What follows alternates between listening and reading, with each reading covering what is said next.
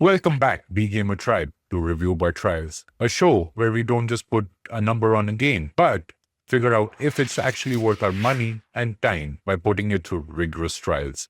Today, we are putting up Slay the Spire 2 up for trial. First up, the hype trial. Usually, I don't buy into all the trailers and marketing, but the energy here is different. We are talking about the literal gold standard of roguelike deck builders, a game that inspired huge hits like Balatro and Star Raiders. Community has been aching for it, and that can be seen from its peak concurrent player count of almost 600,000 players. Apart from that, the jump to Godot engine makes the game feel incredibly fluid. The Necrobinder has fans theorizing for months, and the biggest one of them all, the 4-player co-op. Gamers are calling it the easiest day one purchase of their lives. The verdict: hype is massive, but it's not just marketing fluff. It's a gaming community that knows what it wants and a game that's delivering it. Hype trial passed. Now it's time for my favorite trial, the 2 more minutes test.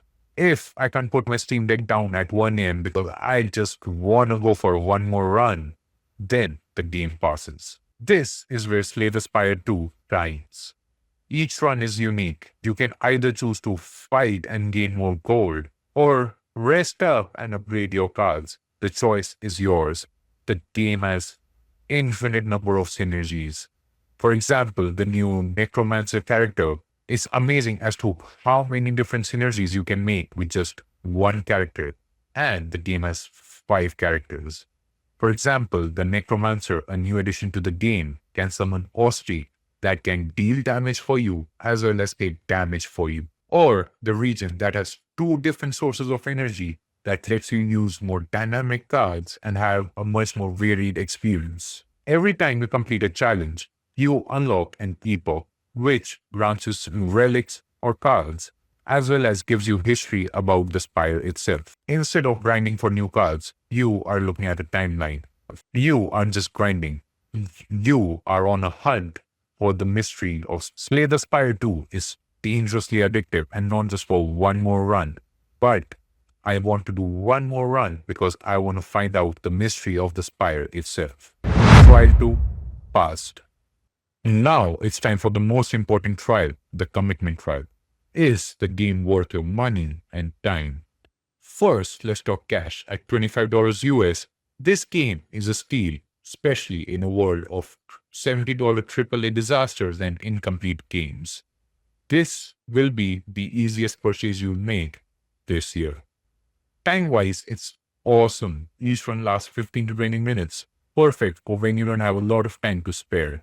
And if you have a Steam Deck like me, it's a no-brainer. I have been squeezing in runs every single minute I can get free. The game is currently in early access, but it has so many varieties of cards and characters, it already feels complete for me. I cannot wait to see what the devs add to the game later on. But the game is in early access, but it has so much content, so many varieties of cards and characters, it already feels complete. I cannot wait to see what the devs add to the game later on, but it's already worth it to sink hundreds of hours of your time into the game. The verdict: Slay the Spire 2 is a high reward for your time. It's a forever game that you want to keep in your library for years to come. Commitment trial passed. So, what should the BGamer tribe do? Buy it, of course. Usually, I would suggest to wait for a sale or wait for the early access to end. But Slay the Spire 2 is already a masterpiece, so why wait? It takes everything we loved about the first game and doubles it down, while adding a fresh layer of narrative mystery that we didn't know we needed, and polishes it to a mirror finish. If you have $25 to spare and an empty evening, just buy it. But don't blame me when you're late for work tomorrow. I'm BGamer, and that's my judgment. And you can catch me slaying the Spire.